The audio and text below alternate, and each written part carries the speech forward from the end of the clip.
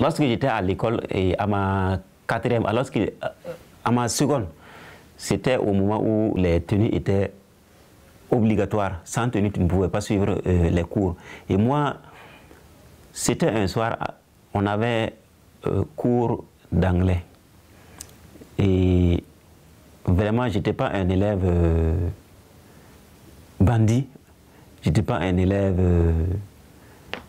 insupportable, comme on le dit. Et vraiment, j'étais... Et cette soirée, on avait un cours d'EPS, éducation physique et sportive, après le cours d'anglais.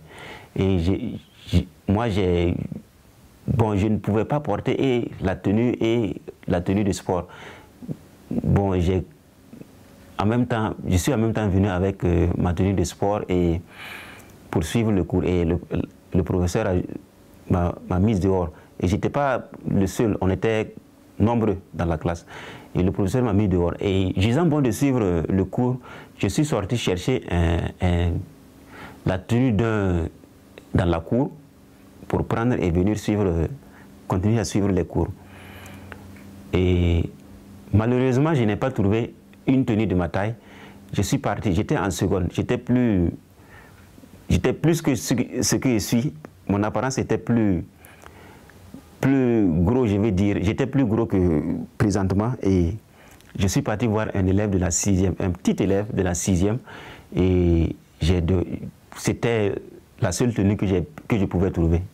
J'ai pris ces tenues et je les ai portées. Vraiment, c'était pas vraiment à ma pointure. Puisque je n'arrivais même pas, puisque tellement la tenue était petite, je n'arrivais même pas à me boutonner. Je n'arrivais pas à me boutonner. J'ai forcé la tenue pour mettre. Tenue comme pantalon, je les ai tous forcés. Et vraiment, arrivé en classe, toute la classe s'est mise à rire. C'est-à-dire, le cours était... En fait, j'avais commis la plus grosse bêtise en croyant...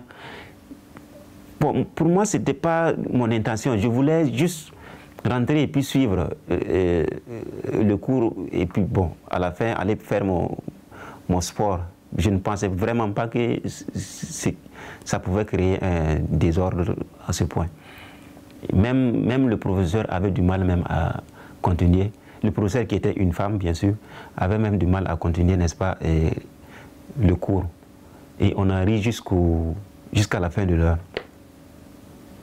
Et ma mère, lorsqu'elle a appris ça, elle était heureuse, puisque elle était musulmane auparavant, jusqu'à ce qu'elle rencontre mon père qui est catholique et change de religion. Et ma mère était vraiment très heureuse. Et elle a été même la première, je veux dire, à me donner un boubou.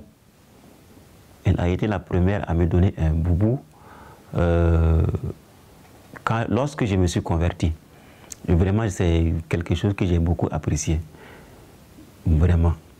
Pour elle, elle était vraiment contente, puisque, je ne sais pas, elle a quelqu'un qui... Elle a un de ses enfants qui revient à l'islam, elle qui était partie, bon, sous contrainte de ses parents, tout ça, bon. Elle était vraiment contente que je sois musulmane. Et mon père, vraiment, c'était vraiment, c'était le contraire. Et jusqu'à présent, j'avoue que c'est pas facile, mais bon, ça va. On essaie de vivre avec. Moi, les musulmans, c'est des gens qui sont... En général, les musulmans, c'est des gens qui sont très bien. Et vraiment, c'est des gens qui ont cet amour du prochain en eux, j'allais dire. Et vraiment, certains vraiment sont très sensibles à certaines choses. Et vraiment, ils prêtent beaucoup attention à ces genres de choses. Et je m'en vais prendre, pour éclaircir mon idée, je m'en vais prendre un exemple. Lorsque j'étais, n'est-ce pas, au Burkina Faso, j'étais dans une famille où tout le monde était, n'est-ce pas, catholique, et j'étais le seul musulman. Maintenant, lorsque venu le jeûne, c'était vraiment compliqué pour moi. Et il y a vraiment quelqu'un que je veux vraiment... je le fais à chaque fois les doigts, vraiment, que Dieu le bénisse, et qui m'a beaucoup aidé à ces périodes difficiles. Cette personne m'a beaucoup aidé, et il m'a, n'est-ce pas, chaque matin, je me réveillais, je partais chez lui, je mangeais, et chaque soir, il m'envoyait la nourriture pour que je rentre à la maison. Et chaque fois, durant tout le mois du Ramadan, c'était pareil. Et c'est vraiment quelqu'un qui a beaucoup courrier pour moi. Et je ne vais pas citer de nom, et la personne se reconnaîtra. Vraiment, je le remercie infiniment. Il est très sympa. Sinon, généralement, les musulmans sont des gens qui sont parfaits. C'est l'exemple que je viens de prendre tout de suite, l'exemple de Mahmoud Oudaya Wakfi, qui, n'est-ce pas, est une fondation qui est une fondation religieuse, et, n'est-ce pas, qui œuvre beaucoup pour, n'est-ce pas, l'avancée de l'islam. Et je prends par exemple notre venue à Mahmoud Oudaya Wakfi ici à Istanbul, c'est justement pour apprendre la religion, c'est pour seulement apprendre la religion que nous sommes là. Et vraiment, ça c'est vraiment quelque chose de très précieux, quelque chose à louer vraiment. Et il n'y a pas seulement que des Africains, il y a aussi, il y a plein qui sont là. On a des nationalités, on a plein de nationalités qui sont là, et vraiment, Mahmoud Oudaya Wakfi, c'est une fondation vraiment à soutenir. Et oui. Je m'en vais également souligner certains, n'est-ce pas, certains actes, certaines actions négatives de certains, j'allais dire certains musulmans qui, à voir ces actes, on ne croirait même pas que ce sont des musulmans qui font ça. Malheureusement, c'est le cas, et c'est dommage que ces gens-là deviennent de plus en plus nombreux, et police, n'est-ce pas, l'image des musulmans tout entier. Et c'est vraiment dommage. C'est vraiment dommage. Pour moi, les musulmans, c'est...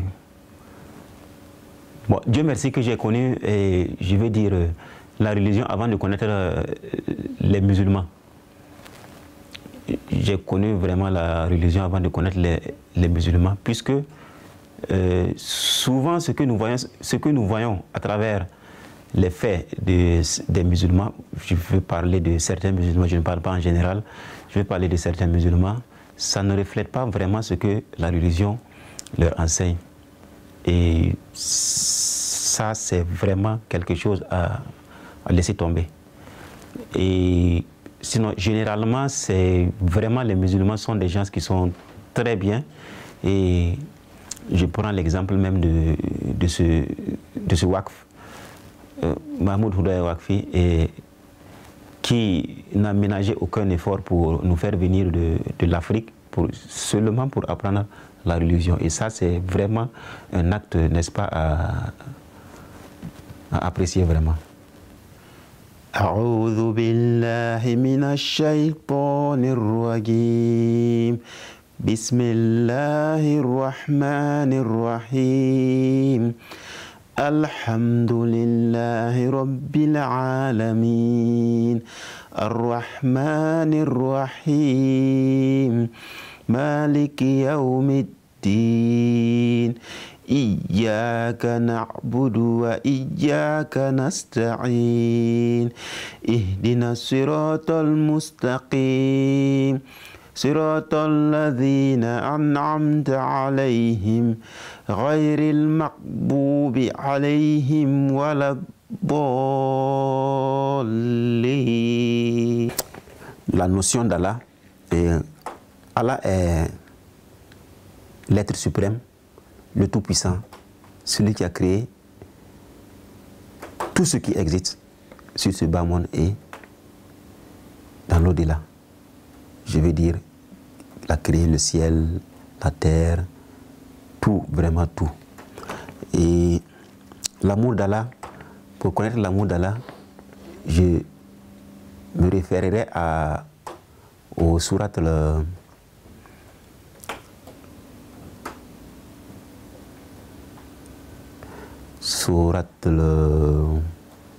où Allah dit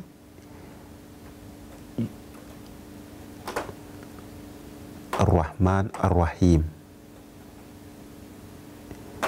Je veux dire surat al-Fatiha, où il dit je suis le Ar-Rahman Ar-Rahim. Et pour dire qu'il est celui, n'est-ce pas, qui couvre. Je m'en vais surtout prendre le Ar-Rahman, qui est, n'est-ce pas, comment je vais, qui est l'amour vraiment de Dieu envers tout le monde, que tu sois musulman ou chrétien. Le Ar-Rahman couvre vraiment tout. Notre prophète Mohammed sallallahu alayhi wa sallam, c'est le prophète, c'est l'envoyé de Dieu, c'est celui qui, c'est le messager de Dieu. C'est vraiment celui qui a œuvré de toutes ses forces, jour et nuit, pour étendre la religion musulmane. Le Saint-Coran, n'est-ce pas, c'est la parole de Dieu, tout simplement la parole de Dieu. Moi, ce qui m'a vraiment marqué dans la religion, c'est le fait, n'est-ce pas, de savoir que Dieu est unique. Dieu est seul, il n'y a pas d'autre Dieu que Dieu. Dieu est unique. Et je dis cela parce que je sais que, parce que lorsque j'étais catholique, chez nous, il y avait 3 dieux, le Père, le Fils et le Saint-Esprit. Bon, chose que, bien sûr, jusqu'à présent, beaucoup l'appliquent sans chercher à savoir pourquoi. Mais moi, vraiment, j'ai cherché à savoir et vraiment, Dieu merci, je l'ai trouvé. Et Dieu est unique. Il n'y a pas autre Dieu que Dieu. Dieu, c'est le seul Dieu. Et oui. Le bon comportement, c'est l'obéissance. C'est faire tout ce qui est bien. La soumission. La soumission également, c'est, je vais dire, l'obéissance totale. Je prendrai la soumission comme étant une obéissance totale à Allah. Le péché, c'est le fait de désobéir à Dieu. Et l'âme, c'est ce que Dieu a. C'est ce que Dieu a pris mettre dans le corps, et c'est ce qui reste toujours vivant même quand le corps meurt. L'âme, en fait, c'est ça.